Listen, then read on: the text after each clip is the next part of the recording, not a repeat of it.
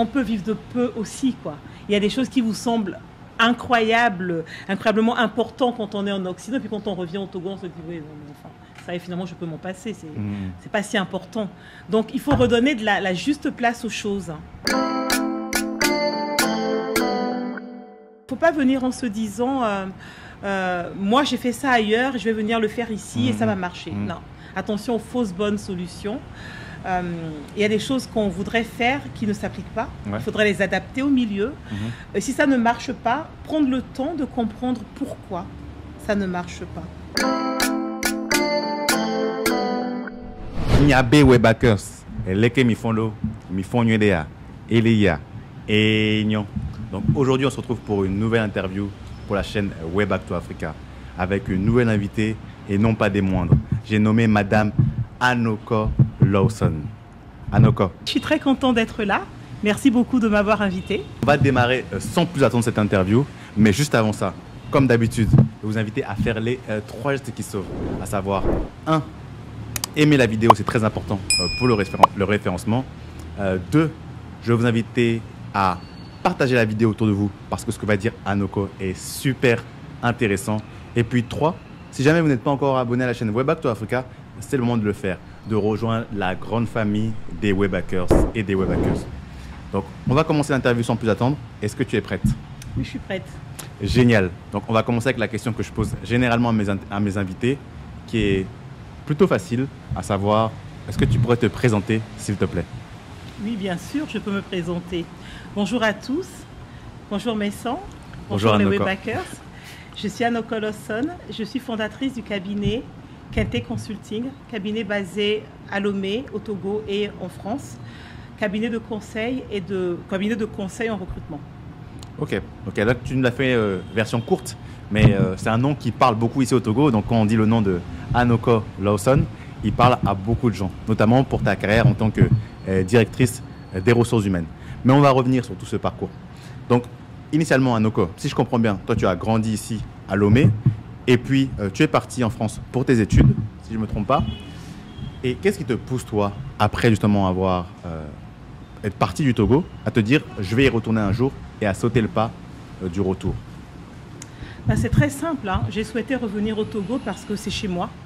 Je suis née au Togo, tu l'as dit, j'ai eu mon bac au Togo. J'ai souhaité partir en Europe pour mes études supérieures. Je voulais devenir interprète. Donc j'ai fait mes études en France, en Angleterre et en Espagne. Et après l'obtention de mon master en langues étrangères appliquées, j'ai eu la chance d'être embauchée par Disneyland Paris en 92, juste avant l'ouverture, en tant que responsable ressources humaines. Donc j'y ai passé 18 années. Et à l'issue de ces 18 années, j'ai rejoint une autre entreprise qui s'appelait, je ne vais pas dire son nom, mais une entreprise cotée en bourse sur la place de Paris. J'y ai passé 10 années en tant que directrice des ressources humaines. C'est seulement après ces 18 plus 10 années d'exercice en France que j'ai souhaité rentrer chez moi. J'avais envie de rentrer chez moi, de retrouver mes racines. J'avais envie de comprendre d'où je venais. J'avais envie de travailler aux côtés des miens, de participer au développement du Togo, du continent auquel j'appartiens, à l'Afrique. Génial, génial. C'est vrai que toi, tu as un parcours plutôt singulier par rapport aux autres qui sont présentés sur la chaîne et qui sont rentrés beaucoup plus tôt. Donc, toi, tu as cette grande carrière à l'international. Tu arrives avec un background très solide, donc plus de 20 années d'expérience, presque une trentaine. Plus et là, que 30. Et donc là, tu sautes le pas du retour en Afrique. C'est ça. Mais quand on a été habitué à l'écosystème européen, occidental pendant si longtemps, le retour doit faire d'autant plus mal, non? Alors, moi, je n'ai pas envie de dire qu'il fait mal. Le retour est surprenant. Le retour est plein d'anecdotes sympathiques. Et en fait, j'aime bien dire qu'à chaque occasion, à chaque situation qui se présente à moi, j'aime décoder. J'aime dire, mais pourquoi ils ont agi comme ça? Pourquoi on m'a dit ça? Pourquoi c'est comme ça? Et puis, je me refais l'histoire, en fait. Et je me dis, mais tiens, un tel m'a dit ça parce que... Et ça m'aide à comprendre les réactions des gens autour de moi. Ça m'aide à comprendre que je n'ai pas de bâton magique pour venir changer des choses au Togo. Je suis revenue au Togo, j'avais envie d'apprendre de mon continent, d'apprendre de mon pays parce que je suis partie, j'avais 18 ans. Et donc, ça fait pas mal. J'apprends tous les jours, en fait, depuis que je suis rentrée. Ben, c'est bien. Là, tu nous évoques le fait est que ça ne fait pas mal, tu apprends tous les jours. Ouais. On va avoir l'occasion de rentrer dans des exemples concrets. Ok. Justement, j'aimerais savoir pourquoi toi tu es rentré si tardivement. Est-ce que c'est parce que tu sentais que tu avais besoin justement d'avoir ces compétences très solides avant de revenir, ou c'est parce que la bonne opportunité s'est présentée au bon moment et là tu t'es dit ça y est, j'y vais?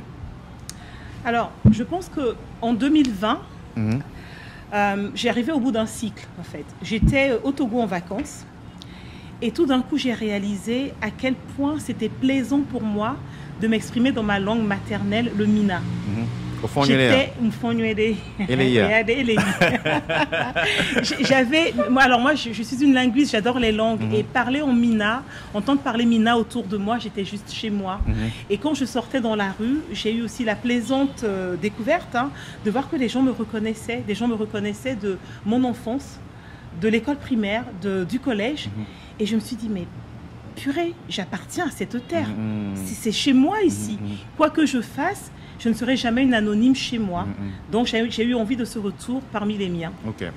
Donc tu as eu envie de ce retour et de quelle manière se présente l'opportunité pour retourner? Est-ce que directement tu lances ton cabinet KNT Consulting ou bien ça prend beaucoup plus de temps que ça? Alors, j'avais un projet de formation, de me lancer dans le développement des compétences avec des écoles au Togo, avec une école, pas des écoles, c'est un peu prétentieux. C'est ce que j'envisageais de faire. Et puis j'ai eu la chance, en fait, pendant mes vacances, d'entendre parler d'une opportunité. Il y avait une grande société de la place qui cherchait son DRH. Il voulait un DRH expérimenté togolais au demeurant, Mhm. et c'était moi. Donc j'ai passé l'entretien. L'entretien a duré 4 heures. Waouh. Un seul entretien de 4 heures? Ouais, évidemment, après la sélection, la Ouais. sélection téléphonique, les différents échanges avec le consultant en charge du recrutement. Et en fait, j'ai rencontré le DG et le DRH Group. Et l'entretien a duré 4 heures. Je suis rentrée à 16 heures, je suis sortie à 20 heures. Et je me suis dit, je crois que c'est dans la poche. Ah oui, parce que le courant est si bien Le passé que courant ça. était... j'avais l'impression que j'avais les réponses à tout, j'étais à l'aise Mhm. par rapport à ce qu'on me proposait. Mhm. Et je me suis dit, oui, pourquoi pas. Donc j'ai vraiment postulé pour ce poste de DRH pour un gros groupe. Mhm. Et j'ai eu la chance, donc on était en janvier, j'ai eu la chance, une fois rentrée en France, chez moi, Mhm. de recevoir un appel et de m'entendre dire que j'étais retenue pour le poste. Donc, est-ce que tu peux dire le nom de ce groupe ou bien Bien sûr, bien sûr. Alors, je suis rentrée en avril 2020, pas tout à fait parce que c'était en plein Covid, Ouais. mais j'ai démarré ma fonction en avril 2020 en tant que DRH du groupe Togocom. Ok. Donc Togocom qui est l'une des plus grosses entreprises, si ce n'est la plus grosse entreprise de télécommunications du Togo. Elle se partage le marché notamment avec Move. Et Pas tout à fait. pas tout à fait. Bon, c'est toi la Togocom a connaisseuse. plus de marché. Donc Togocom a plus de marché, beaucoup plus. donc voilà, tu rentres avec ce poste qui est assez important, sachant qu'effectivement c'est une entreprise qui a énormément d'employés. On peut en compter combien lorsque Alors, toi tu rentres dans la boîte? Alors, quand je suis rentrée, Togocom comptait 1500 CDI, Ok. 2500 intérimaires, Mhm. prestataires, contrats divers. Ouais. Et j'avais sous mes ordres une trentaine de collaborateurs en ressources humaines.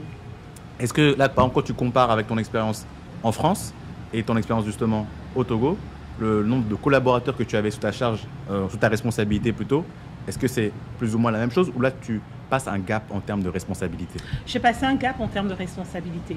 En tant que manager ressources humaines à Disney, j'avais 700 salariés. Ouais. En tant que directrice ressources humaines dans la société immobilière Gessina, j'avais 500 salariés. Et j'arrive au Togo, j'ai 1500 salariés et j'ai tout le scope. J'ai un énorme chantier de transformation. Il faut savoir que Togocom était auparavant une entreprise parapublique, qu'il fallait passer en entreprise privée. Mhm. Avec un gros chantier. Pour moi, c'était l'équivalent de, toi qui as vécu en France, de passer de France Télécom à Orange, à peu près. Ok. D'accord. Donc, j'avais toute une organisation à mettre en place. Je devais travailler sur une politique ressources humaines, recrutement, mobilité interne, formation, garantir la conformité des actes de gestion que nous faisions au quotidien, mettre en place une politique de rémunération, déployer un système de gestion des ressources humaines. Il y en avait un, mais il n'était pas optimisé. Mettre en place une politique RSE, parce que ça tenait ça tenait à cœur au groupe Action qui avait racheté une partie de Togocom. La com interne, enfin, j'avais une multitude de chantiers qu'il fallait que je mène et j'avais l'habitude de dire que j'ai l'impression d'être un couteau suisse. Je devais avoir pour chaque situation que je rencontrais le bon outil, la solution et aussi une équipe que je pouvais déployer et qui pouvait être performante. Donc là, on imagine que c'est énormément de travail, mais c'est aussi une expérience qui est très enrichissante parce que tu es finalement au cœur de la machine et que là, toi, tu rentres dans cette optique de se dire comment je peux participer au développement de mon pays. Et c'est ce que tu fais lorsque tu rejoins Togocom. Mais on imagine aussi la charge de travail. Ça ne devait pas être tout beau, tout rose tous les jours. Est-ce que tu peux nous en dire un peu plus? Quelles ont été, selon toi, justement, les belles réussites durant cette aventure? Justement, qu'est-ce qui t'a fait, qu'est-ce qui t'a le plus surpris, comme toi tu dirais, dans ton retour? Alors, qu'est-ce qui m'a le plus surpris?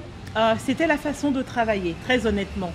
Moi, j'avais commencé à travailler en 92 avec des outils informatiques. Déjà, j'utilisais Outlook. J'étais très digitalisée en fait par rapport à ce que j'ai trouvé en arrivant où mes collaborateurs me disaient pour chaque situation il faut faire un mémo qu'il faut faire signer. Un mémo par écrit? Un mémo tapé à l'ordinateur, imprimé, signé et qu'il fallait envoyer à mes collègues, à mon collègue du bureau voisin. Au lieu de lui adresser un mail comme je faisais depuis 30 ans, on me disait bah, tu fais un mémo, tu signes et je vais lui porter dans son bureau. Et moi, je dis non, on va pas faire ça. On va envoyer un mail, c'est tellement plus simple. Alors, j'avais la chance d'avoir certains collègues qui avaient travaillé aussi à l'étranger et qui étaient un peu, qui avaient l'habitude d'une autre façon de gérer. Donc, nous avons réussi, avec le DG également, qui avait travaillé aussi à l'international, à bouger un peu les lignes, à digitaliser, à refuser à un moment donné les candidatures qui arrivaient par lot en format papier, à dire aux gens vous postulez en envoyant un dossier par mail à l'adresse qu'on a créée. Donc j'ai mis en place pas mal de choses, la mobilité interne qui n'existait pas comme telle. Alors j'ai eu beaucoup de levées de boucliers, les gens ne comprenaient pas et puis après ils ont compris que c'était dans un souci justement d'objectivité. Un poste est ouvert, ben on le publie, le meilleur candidat gagne et on ne passe pas par le manager qui pistonne, etc. C'était vraiment l'occasion de donner sa chance à tout le monde et de mettre en avant les compétences plutôt que qui on connaît. Ouais. Voilà, donc j'ai fait ça.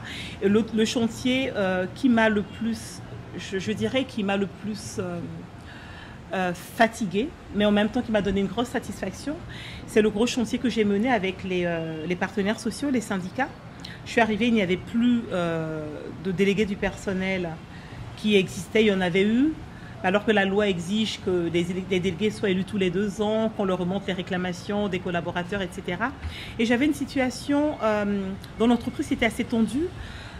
Les gens, maintenant ça s'est atténué, mais à l'époque il y avait Togo Télécom et Togo Cellulaire, deux sociétés qui étaient sœurs, mais qui pour autant étaient rivales. Okay. Et on leur a demandé de travailler ensemble avec des différences. Pour former justement Togocom. Pour former Togocom, avec des différences de traitement en termes de salaire. Et ça ne passait pas du tout. Ouais. Donc j'avais les syndicats qui me réclamaient une égalité de traitement, une égalité de salaire. Enfin, donc j'avais beaucoup de problèmes sociaux à régler. Okay. Donc très vite, j'ai mis en place la structure des délégués du personnel en organisant des élections sur tout le territoire national. Donc de Lomé à Saint-Cassé. C'était titanesque, c'était un gros chantier. Et ensuite, j'ai mis en place des réunions régulières avec les syndicats pour qu'ils puissent remonter les réclamations et qu'on n'ait pas de tension là où il ne fallait pas, qu'ils se sont écoutés et qu'on puisse régler les problèmes avant que ça ne devienne une grosse boule. Et le gros dossier que j'ai eu à mener, dont je suis particulièrement fière, c'est la rédaction et la négociation de la convention collective groupe. Dans ma carrière, j'ai passé 28 ans en RH en France. J'ai eu à appliquer des conventions collectives qui avaient été négociées avec les syndicats majoritaires, patronaux, etc. Et là, pour la première fois, j'étais aux commandes. J'ai eu à, dénoncer les statuts parapublics qui existaient et me mettre à table avec les syndicats. Et pendant quasiment 2 ans, et 70% de mon temps de travail, j'étais sur ce gros chantier qui a consisté à tout réécrire de A à Z en prenant soin de préserver les intérêts des collaborateurs, parce que quand on rédige une convention collective, on ne peut pas être moins disant que la loi. Les syndicats me regardaient avec beaucoup de méfiance en se disant « elle travaille pour le patron, elle va venir enlever nos avantages, nos droits, attention, voilà. » Donc j'ai passé des heures et des heures et des heures avec eux, dans une salle avec les inspecteurs du travail, à négocier ligne par ligne chaque mot qui a été marqué dans la convention collective. Et c'est seulement lorsque cette convention collective a été validée par le ministre du Travail, signée par les syndicats, que je me suis dit, bon, j'ai passé une étape.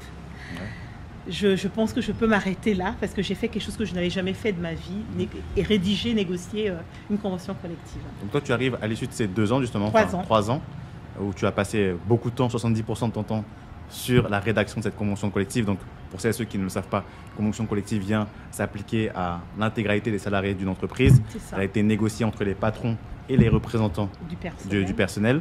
Et c'est afin justement de protéger les salariés, de leur donner des droits en plus.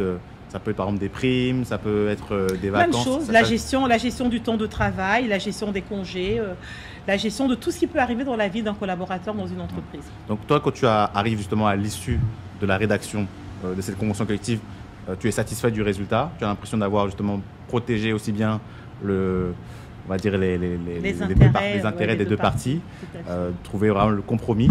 Et là, tu te dis, ça y est, il est temps que je passe à autre chose, que je lance ma propre structure, ou c'est plus compliqué que ça? Non, c'est pas compliqué du tout. J'étais exténuée. J'étais exténuée, je ne prenais plus de temps pour moi. Je faisais autant d'heures chez Togocom qu'en France, à Paris. Et ce n'était pas pour ça que j'étais venue. J'avais l'impression de perdre de vue ce que je recherchais en quittant la France, une qualité de vie. Mais par exemple, est-ce qu'il faut, quand on rentre en Afrique, est-ce qu'il faut faire moins d'heures? Qu'est-ce que tu veux dire par là? Est-ce qu'il faut moins travailler qu'on est en Afrique? Pourtant, l'Afrique est en retard. Pas du tout. Pas du tout. Mais je me disais qu'au bout de plus de 30 ans de carrière en RH, je devais réussir à avoir un équilibre vie perso, vie professionnelle. Mais force était de constater que mon amour pour le travail bien fait était plus fort que tout. Et tant qu'il y avait du travail, je ne savais pas m'arrêter en fait. Et honnêtement, je ne sais pas faire autrement, j'y arrive pas. Donc je me suis dit, dès qu'il y avait du boulot, je le faisais. Et là, je me suis dit, bon, il y en aura encore en fait. J'ai fini la convention collective, mais maintenant, il va falloir l'appliquer, il va falloir la déployer, il va falloir rediscuter. Et avec tout le pont des autres activités en RH qu'il fallait faire aussi. Et ce n'était pas ça que je voulais chercher en rentrant. En réalité, lorsque j'avais mis le souhait de rentrer au Togo, je m'étais dit, le Togo compte 50% de jeunes qui ont 18 ans, qui sont sans emploi, qui sont sans éducation, qui ont besoin d'être accompagnés à développer leurs compétences, etc. Et j'avais envie de travailler sur ça. J'avais envie de travailler sur l'alternance, développer des formations sur des métiers, pas les métiers col blanc, les métiers nobles, un électricien, un menuisier, un plombier, leur permettre d'accéder à une formation professionnalisante qui leur permet de trouver du travail. Et je me rendais compte que je n'arrivais pas à travailler dessus parce que je passais trop d'heures en fait sur mon poste. Et je me suis dit, peut-être que je vais le faire par étapes. Je vais me retirer, arrêter d'être salarié. Je vais ouvrir mon cabinet. Mais en même temps, je n'ai pas de baguette magique. Donc j'ouvre mon cabinet, je continue à faire ce que je sais faire. La gestion des hommes, la gestion des femmes. Mais en même temps, je travaille à côté sur mon projet de formation en alternance. Donc c'est pour ça que j'ai arrêté. Donc tu as arrêté justement pour lancer ce projet, qui est d'ailleurs un très beau projet dont j'ai pu bénéficier aussi. Bon, on en rediscutera un peu plus tard. Mais quand tu te lances comme ça, tu n'as pas peur? Tu te dis pas, voilà, j'ai été chez Togocom, j'ai plus d'une trentaine d'années d'expérience dans le domaine des RH. J'ai l'habitude d'avoir mon salaire qui tombe à la fin du mois et d'avoir des avantages qui sont très intéressants. Est-ce que tu n'as pas peur de perdre tout ça quand tu te lances dans ton aventure entrepreneuriale?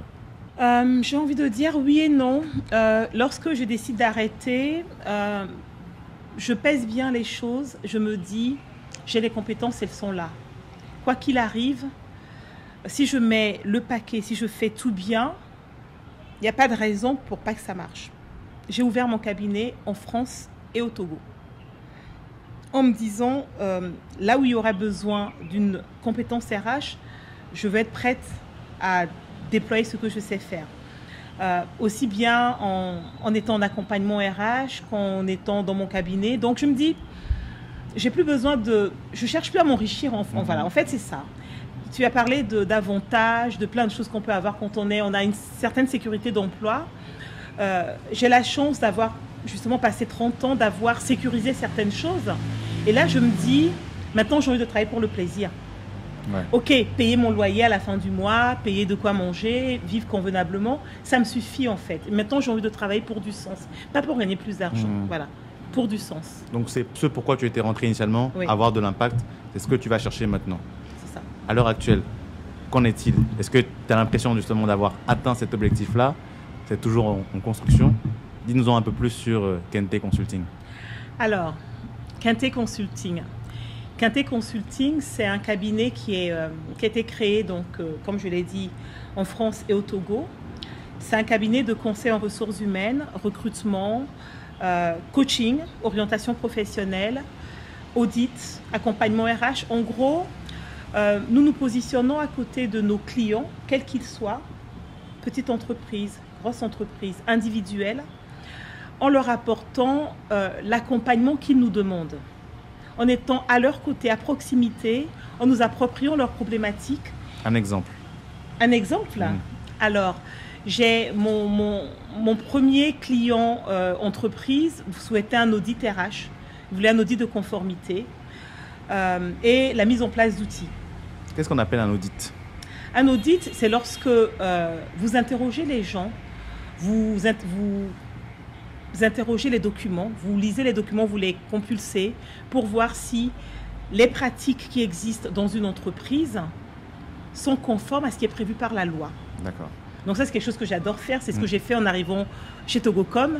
Dès que j'arrive sur un poste, je m'assure d'agir en conformité de la loi et c'est ce que m'a demandé mon client. D'accord. Et ce faisant, j'ai découvert d'autres choses. Et dans mon rapport d'audit, je lui ai fait part de mes préconisations. Voilà tout ce qu'on a trouvé. Maintenant, on priorise. Qu'est-ce que tu veux qu'on fasse pour toi? Comment on peut t'accompagner?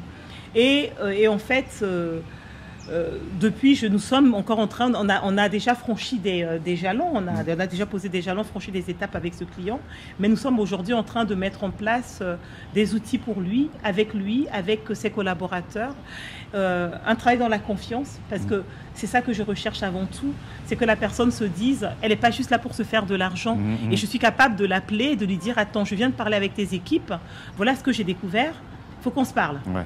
Il faut qu'on se parle, il y a ça, il faut que tu agisses. Et voilà, c'est ce que j'adore faire, c'est être là où on a besoin de moi. Donc ça, c'est le client entreprise. Après, j'ai eu un autre client individuel qui m'a appelé, qui m'a dit je voudrais un coaching parce que je suis entrepreneur et j'ai envie de changer. J'ai envie de devenir salarié. Bon. Donc nous avons passé plusieurs heures d'échanges. On a fait un inventaire de personnalité, on a fait un inventaire de ses motivations, un inventaire de ses compétences. C'est assez structuré, un coaching. Nous avons travaillé ensemble, je l'ai amené à s'exprimer, à se poser des questions sur ce qu'elle sait faire, ce qu'elle aime faire, ce qu'elle recherche à faire et pourquoi, pour que cette personne aujourd'hui arrive à prendre l'orientation qui est la plus adaptée pour elle. Donc ce que nous avons fait avec beaucoup de satisfaction. Ok. Donc voilà, tu essaies vraiment d'apporter du sens à ce que tu fais, avoir cette dimension de confiance. Et c'est vrai que quand on parle de confiance, c'est l'un des premiers points dont on parle beaucoup en Afrique, que ce soit en termes de construction, que ce soit en termes de... même dans la vie de tous les jours, si on recherche une aide à domicile, que ce soit des jardiniers, que ce soit des ménagères, etc. C'est vraiment ce lien de confiance qui parfois n'est pas respecté. Et là, toi, quand tu lances Kente Consulting, tu te dis, la plus-value que moi j'aurais, c'est que je ne suis pas là non seulement pour l'argent, mais principalement pour faire bouger les choses positivement et puis justement créer ce lien avec le client. Tu as tout compris. Merci beaucoup. C'est un projet qui est génial. Comment tu te sens aujourd'hui par rapport à ce nouveau projet? Tu as dit toi-même que tu as du mal à arrêter de travailler parfois et que tu es à fond dans ce que tu fais. Comment tu te sens aujourd'hui par rapport à ce projet? Et puis, est-ce que ça marche? Ici, souvent au Togo, on dit que lorsqu'on lance un business, lorsqu'on lance une entreprise, les gens ne sont pas forcément prêts à payer, qu'il n'y a pas forcément le marché. Est-ce que toi, tu confirmes ou tu infirmes? Comment ça marche? Ça marche bien. J'apprends une facette de mon métier que je ne connaissais pas. C'est celle d'être commercial, d'aller prospecter. Parce que pendant plus de 30 ans, le travail m'arrivait sur un plateau. On me dit, Anoko, on a tel problème, aide-moi à le résoudre. Et là, il faut que je me fasse connaître. Il faut que j'aille vers les gens et leur dire, voilà, je peux t'accompagner. Donc ça, je suis en train de l'apprendre. Mais à côté de ça, je suis très satisfaite des clients que j'ai déjà eus, qui sont venus. Alors, pour certains, je dirais que 80% de mes clients sont venus vers moi parce qu'ils me connaissaient, parce qu'ils avaient entendu parler de moi. Je n'ai pas eu besoin de prospecter. Et ils ont entendu parler de toi, notamment grâce à ton expérience précédente, en tant que DRH pour ce grand groupe de la place togolaise, donc Togocom. Donc ça t'a permis effectivement de développer ton portefeuille client, c'est ça? Ça, certains m'ont trouvé sur Internet, sur LinkedIn. Ils m'ont dit, j'ai trouvé votre profil sur LinkedIn et j'ai envie de me faire accompagner par vous en coaching, etc. Donc les gens m'abordent comme ça. Ou ils me disent, un tel m'a parlé de vous, il a travaillé avec vous et j'ai envie que vous m'accompagniez. Ouais. Et comment ça se passe? Est-ce que c'est principalement des profils repat, enfin des gens qui sont dans la diaspora et qui veulent rentrer, ou est-ce que c'est principalement des profils locaux qui sont ici présents, par exemple au Togo, et qui se demandent Anoko, est-ce que tu pourrais m'aider à trouver justement du travail ou à trouver ma voie? Quel type de profil te parle le plus? C'est très intéressant comme question. Alors, tu vois, en réfléchissant très très vite, je me rends compte que c'est beaucoup de ripat, mais ripat à des moments différents. De leur j'ai des ripat d'il y a 15 ans, j'ai des ripat d'il y a 20 ans, j'ai des ripat il y a quelques années, 1 an, 2 ans. J'ai un peu de tout, mais globalement, c'est des Togolais qui sont sortis et qui sont revenus. Oui, je crois, pour l'instant. Tu as ce profil international, donc de personnes effectivement qui ont fait le choix de revenir. Et ça, je pense que c'est une question qui intéressera beaucoup de personnes sur la chaîne Web Actu Africa. En tant que DRH, tu as dû en voir beaucoup, des personnes qui ont postulé notamment à Togocom, mais pas que. Les gens sont intéressés par des opportunités en Afrique. Toi, qu'est-ce que tu pourrais dire par rapport à ces personnes qui sont intéressées par des opportunités en Afrique? Est-ce que tu as l'impression que le marché correspond à leurs attentes, notamment parfois salariales, notamment leurs bénéfices, les avantages, que ce soit le transport, que ce soit l'assurance maladie? Qu'est-ce que tu as découvert à travers ton expérience, aussi bien chez Togocom que chez KNT Consulting, concernant le marché de l'emploi au Togo, mais plus généralement en Afrique? Alors, je dirais que le marché de l'emploi au Togo, de mon expérience en tant que DRH, je l'ai trouvé étroit. Je l'ai trouvé étroit parce que j'ai eu à ouvrir des postes qui sont restés vacants pendant 2 ans. Pour quelle raison? Parce que je ne trouvais pas les compétences, notamment les compétences informatiques. J'avais besoin de beaucoup de compétences informatiques étant dans une société du numérique. Je ne les avais pas forcément. Alors que j'allais chasser en Côte d'Ivoire ou au Sénégal, je trouvais, ou en France, je pouvais trouver. Mais alors là, du coup, il y avait ce décalage. Il y avait ce décalage parce que les personnes qui souhaitaient rentrer souhaitaient avoir le même niveau de rémunération qu'elles auraient eu à l'étranger. Et il fallait leur expliquer que le niveau de vie au Togo ne justifiait pas qu'on verse un salaire identique à un salaire qu'on aurait versé en France. Moi, en revenant, j'avais accepté de faire l'impasse sur certains avantages parce que j'en ai pas besoin ici. D'ailleurs, c'est très simple. Vous allez au supermarché, le choix que vous avez, il est tellement étroit que voilà, vous achetez ce qu'il y a, quoi. Donc, le marché de l'emploi est assez étroit. Les attentes des candidats sont assez élevés, d'où souvent le recours que font les repat à se lancer dans l'entrepreneuriat, créer leur propre emploi. D'accord. Voilà. Si on attend des entreprises qu'elles fournissent les métiers, les postes dont on a besoin, on peut attendre longtemps. J'ai beaucoup de gens qui me contactent, qui me disent, voilà, je veux revenir, je cherche tel ou tel et tel poste, mais ces postes ne sont pas forcément disponibles aujourd'hui au Togo. Là, j'ai beaucoup de questions pour toi justement par rapport à ça. Est-ce que tu peux donner un exemple, pas forcément chiffré, mais peut-être en termes de pourcentage, lorsque toi tu as accepté de revenir au Togo, est-ce que tu as renoncé à 30%, 40%, 50% de ton salaire? Je me suis dépêchée d'oublier ça. Moi, tout ce qui touche à l'argent, je me dépêche d'oublier. Ça ne sert à rien de le garder en tête. Honnêtement, mais je pense que ça parlerait beaucoup aux gens justement qui sont là dans la diaspora et qui se disent je vais rentrer, mais combien en fait finalement je suis prêt à accepter de salaire, à quel point je peux renoncer à une partie de mon salaire si je veux retourner en Afrique. Et puis aussi, l'autre question, même en termes d'avantages, tu dis qu'il y a certains avantages dont tu n'as pas besoin ici au Togo. Quel type d'avantages dont tu peux avoir besoin, par exemple dans la diaspora? Et ici, quand tu es au Togo, ben, tu n'en as pas forcément besoin. Même parfois le contraire. Certains avantages, lorsque tu viens au Togo, pour toi, c'est primordial. Je donne l'exemple, par exemple, du transport en commun. Lorsque tu es en Europe, lorsque tu es en France, tu peux très facilement te déplacer avec les transports en commun. Lorsque tu es ici au Togo, bon, le transport en commun et les transports en commun sont différents, sont ce qu'ils sont, voilà. Et donc à ce moment-là, parfois tu vas être amené à demander soit un moyen de te déplacer personnellement, soit peut-être un transport collectif, mais tu vas justement exiger ce type de choses. Toi, de ta pratique, qu'est-ce que tu as vu et peut-être même comment ça s'est passé pour toi? Ben, tu vois, par rapport au pourcentage sur lequel il faut faire l'impasse, par exemple, j'ai envie de répondre que ce qu'il faudrait, c'est que les personnes listent ce qui pour eux est non négociable, ce dont ils ont besoin absolument pour avoir un confort de vie, pour faire leur budget en fait. C'est-à-dire, voilà le minimum dont j'ai besoin pour vivre. Moi, typiquement, j'avais besoin d'avoir une couverture sociale. J'avais besoin d'avoir un suivi médical pour que des raisons personnelles. Donc, pour moi, ça pesait dans la balance. J'avais besoin de pouvoir rentrer en France au moins une fois ou deux fois dans l'année pour ce suivi médical-là. Donc, je l'ai budgétisé, en fait, dans ce que je réclamais. À part ça, bah, vous avez des avantages comme ce qu'on peut avoir au niveau des comités d'entreprise. Il n'y en a pas. Les tickets pour aller au cinéma, enfin, il y a plein de choses. Au Togo, on n'a pas... c'est pas courant d'avoir la participation à l'intéressement. Bon, chez Togocom, il y avait...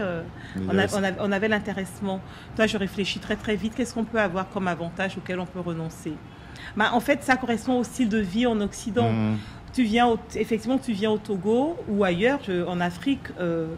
j'imagine, tu vas avoir besoin de transport, d'un moyen de transport. Si tu n'as pas le permis, ben, faut songer à avoir un chauffeur.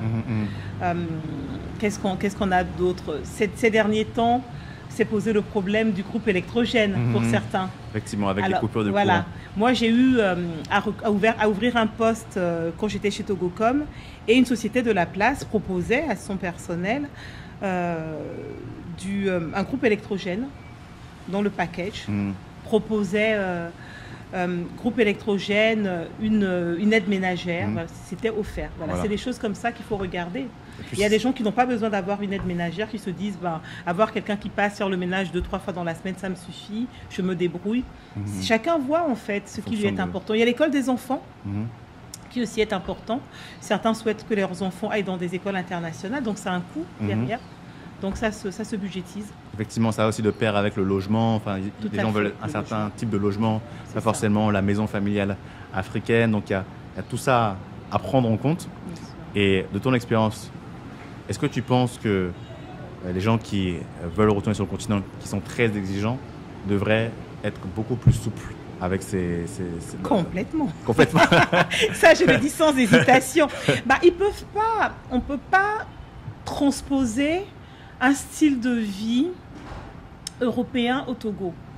Moi, je m'offre, en vivant au Togo, des choses que je n'aurais pas pu m'offrir en France, sans que ça me coûte des milliers de francs CFA non plus. Donc, on peut véritablement vivre confortablement si on n'est pas dans la démesure, si on ne cherche pas absolument à aller acheter, à faire ses courses au supermarché. J'ai envie de dire, moi, je vais au marché. Je vais au marché, j'achète la plupart de ce dont j'ai besoin au marché et de temps en temps, je vais aller dans un supermarché chercher quelque chose. Mais je vis en mode local plus. Voilà, j'ai envie de dire, je vis en local plus. Et si on vit en local plus, on peut très bien vivre avec un salaire qui est décorrélé du salaire européen. D'accord. Mais il faut revoir les prétentions. Il faut revoir les prétentions. C'est génial. Aujourd'hui, maintenant tu es entrepreneur à 100%, impliqué justement dans l'écosystème togolais et africain. Comment ça se passe? On en a déjà parlé tout à l'heure, tu as dit que ça allait, que tu trouvais des clients, mais à la question justement que je posais à savoir, on est dans un écosystème comme le Togo où on dit qu'il y a un petit marché. Est-ce que tu es d'accord avec cette affirmation? Oui, oui, il y a un petit marché.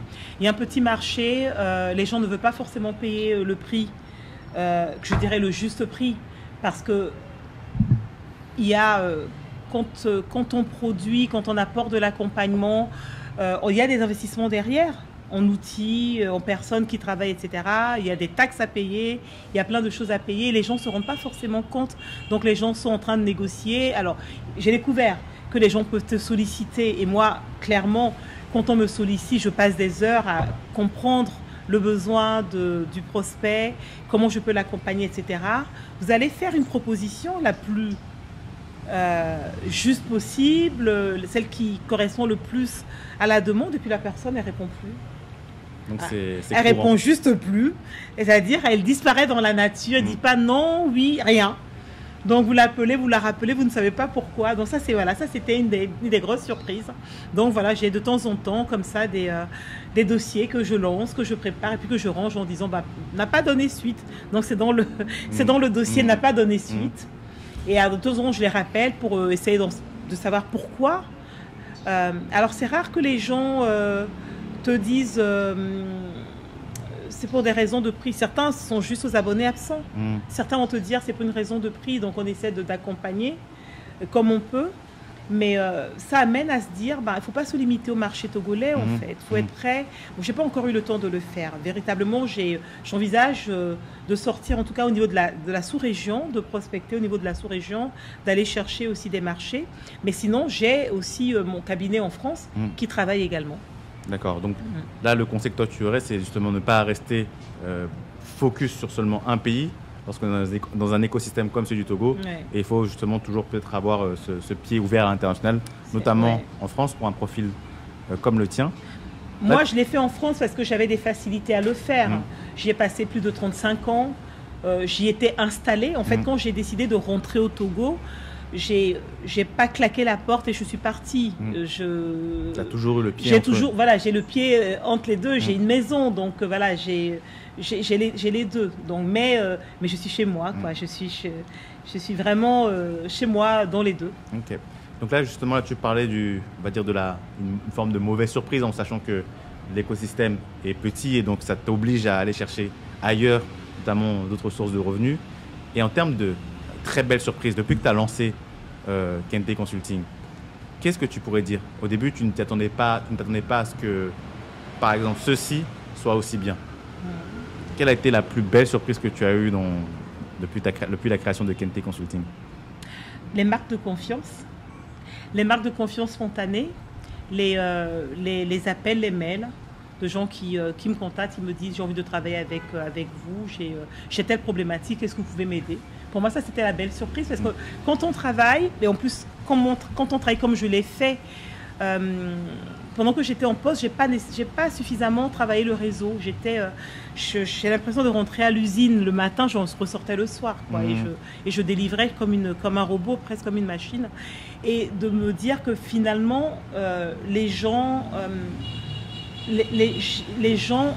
certains quand même ont vu ce que j'étais capable d'apporter, qui ont travaillé avec moi dans le passé, qui m'ont côtoyé en tant que prestataire ou autre, qui me contactent, les anciens salariés qui me contactent, des managers qui me contactent.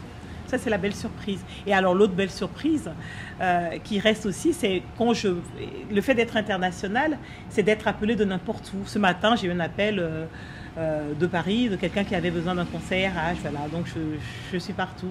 Ça j'adore. Génial. D'être partout. Génial. Donc, plus de 30 années d'expérience que tu as mis notamment au service du Togo, depuis que tu es rentré. Donc là, ça fait plus de 4 ans maintenant que tu es rentré.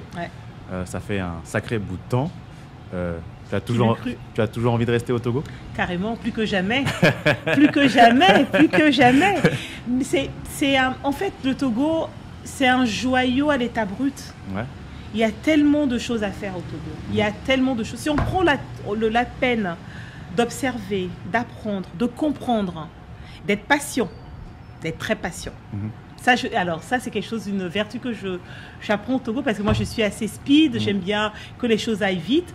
Et là, j'apprends la patience, j'apprends à écouter, observer, attendre le bon moment pour faire les choses, mais sans jamais lâcher.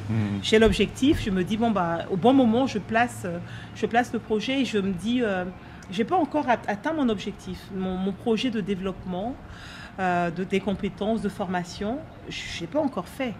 Donc, je suis en échange avec des partenaires potentiels. Quand j'essaie d'avoir des conseils, enfin, je travaille dessus à tout moment.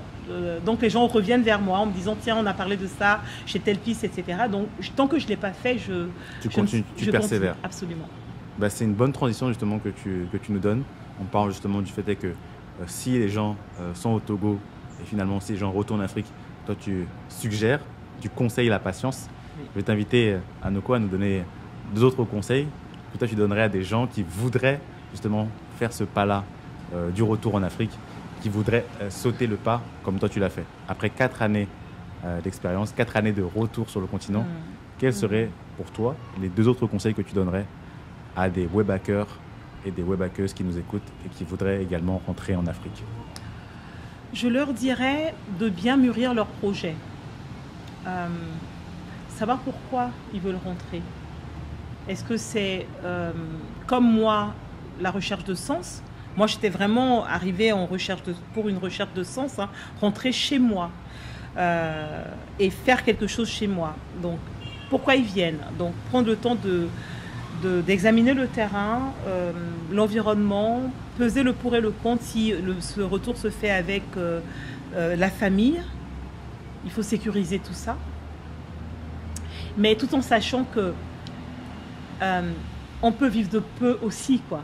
Il y a des choses qui vous semblent incroyablement importantes quand on est en Occident, puis quand on revient au Togo, on se dit oui, enfin, ça finalement je peux m'en passer, c'est pas si important. Donc il faut redonner de la juste place aux choses, hein, dans ce travail qu'on fait, et ne pas arriver en terrain conquis. J'ai découvert que les personnes qui sont là, et quand j'ai découvert, non, j'ai eu beaucoup d'occasions de le constater. Le Togo, pendant qu'on n'était pas là, le Togo avançait, une fois qu'on avait continué à avancer. Donc, ce n'est pas ceux qui vont rentrer qui vont changer quelque chose. Exactement. On vient tous en se disant, j'ai envie d'apporter quelque chose, mais ceux qui sont là apportent aussi quelque chose. Donc, il ne faut pas venir en se disant, moi, j'ai fait ça ailleurs, je vais venir le faire ici et ça va marcher. Non, attention aux fausses bonnes solutions. Il y a des choses qu'on voudrait faire qui ne s'appliquent pas. Il faudrait les adapter au milieu. Si ça ne marche pas, prendre le temps de comprendre pourquoi ça ne marche pas. La dernière fois, je fais une petite aparté, mais c'est très important.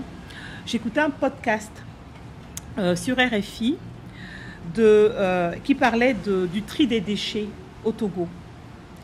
Alors, ce n'était pas au Togo, c'était du tri des déchets tout simplement. Et on a interviewé Edem d'Almeida. Edem d'Almeida Repat, qui travaille sur la valorisation des déchets, etc. Et Edem d'Almeida a collaboré avec Togo. Comme moi, j'ai travaillé avec lui sur ce projet de mettre en place des kiosques de collecte de déchets recyclables. Et quand il nous a dit, on va mettre à Nehor, on va faire la ville pilote, on va mettre à Nehor un kiosque sponsorisé par Togocom. Les gens vont venir déposer leurs déchets et on va leur donner en contrepartie des crédits de communication, de l'argent, timonier, etc. Et il s'est rendu compte dans les semaines qui ont suivi, alors qu'on a tout fait bien, que les gens ne venaient pas. Et nous, on ne comprenait pas. J'étais comment ça? Il nous a fait investir, etc. Et il lui a fallu du temps. Et j'ai vraiment eu la bonne surprise de l'entendre parce qu'on l'a fait en 2021, je crois. Et je l'ai entendu sur les ondes cette semaine en train de dire que le Togolais n'aime pas se promener avec ses déchets. Il n'a pas envie d'être vu en train d'aller vendre ses déchets. Et que les adultes envoyaient les enfants. Ils ne voulaient pas être vus en train d'apporter leurs déchets. Ils envoyaient leurs enfants apporter les déchets, etc. Et il a pris de ça. Il a pris des comportements des gens pour réadresser son approche, en fait, son offre, pour dire, OK, si je veux que les gens continuent à recycler, il faudrait que je m'y prenne autrement. Et ben, pour moi, c'est un bel exemple de quelque chose qu'il faut faire tout le temps. Quand vous faites un prototype, vous lancez une idée, ne marche pas, observez pourquoi elle n'a pas marché. Parlez avec les gens, observez et essayez de faire autrement. Parce que faut il y a s'adapter forcément des solutions, il faut s'adapter au contexte local. ouais, au contexte local, à la culture, aux spécificités culturelles. On a une culture riche, elle ne date pas d'aujourd'hui, donc il faut en tenir compte. Très beau conseil. Anoko, est-ce que tu penses que tu as tout dit ou tu as encore des choses à rajouter? Oh, je pense que je pourrais tenir tout l'après-midi avec toi. Tu me parles d'un sujet qui me passionne, les hommes, l'humain, mon expérience au Togo. Il y a tellement, j'ai été très spontanée, j'ai pas réfléchi à ce que je dirais pour telle ou telle situation. Quand j'aurais fini, j'aurais encore plein de choses. J'aurais dû lui dire, mais non, mais si des personnes ont envie de me contacter pour partager, sur Way Back to Africa ou ailleurs, je suis plus que disponible. J'adore partager, j'adore échanger. Donc, c'est une discussion qui peut continuer hors antenne. Voilà. Génial. Ben, je vais te laisser justement le mot de la fin. Je viens de te donner. Ton mot de la fin, tu as donné l'opportunité aux gens de continuer la discussion avec toi et de te parler, notamment hors antenne, de te solliciter. Tu as ta page, je crois, LinkedIn, tu as un compte Instagram avec Kente Consulting. Il y a différentes opportunités pour toi, pour te solliciter. Mais si tu avais un mot de la fin pour conclure cette interview, si tu avais une lecture, un film, une activité, sens-toi libre de la partager sur la chaîne. Et après, ensuite, nous clôturons cette interview. Alors là, tu me prends de court. Qu'est-ce que je dirais aux webhackers qui nous écoutent? Moi, je suis dans une véritable aventure humaine. Ce qui me fait me lever tout le matin, c'est l'autre, en fait. C'est ce que je peux apporter à l'autre, c'est ce que je peux faire avec l'autre. Donc, j'ai ouvert ce cabinet Kente Consulting dans cet état d'esprit, continuer à apporter quelque chose, toujours dans l'efficience d'ailleurs. Dans l'efficience et dans la qualité de service et dans la confiance.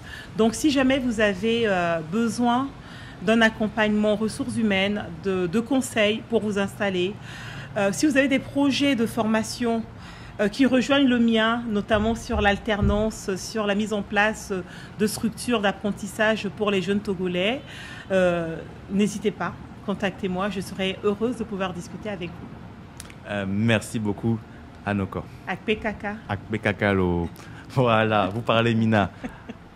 Anoko a été diplômée d'études d'interprétariat. Comme vous le savez ici au Togo, c'est très important la langue, mais nous, chez Way Back to Africa, on part du principe que partout en Afrique, il est important de maîtriser une ou des langues locales afin de faire son retour en Afrique. C'était Messon Frédéric Akapovi de la chaîne Way Back to Africa. Avant de mettre fin à cette interview, j'espère que tu as fait les 3 gestes qui sauvent, à savoir 1. Tu as aimé la vidéo, c'est très important pour le référencement. 2. Tu l'as commenté en disant ce que tu en as pensé. Et puis 3. Tu n'as pas été égoïste et tu l'as partagé autour de toi. C'était Messon Frédéric Akapovi de la chaîne Way Back to Africa et on se dit à très bientôt pour une prochaine interview. Tu sais comment on dit au revoir en Mina, n'est-ce pas? Yadogwe. Mais aussi on dit... Toi, tu aimes bien dire Izandé.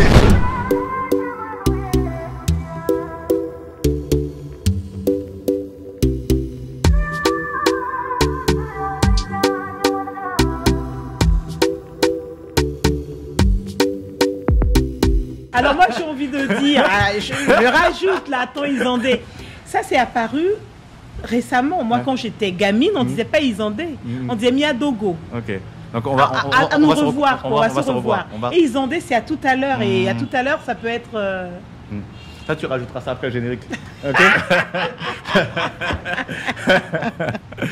Le making of. Izandé.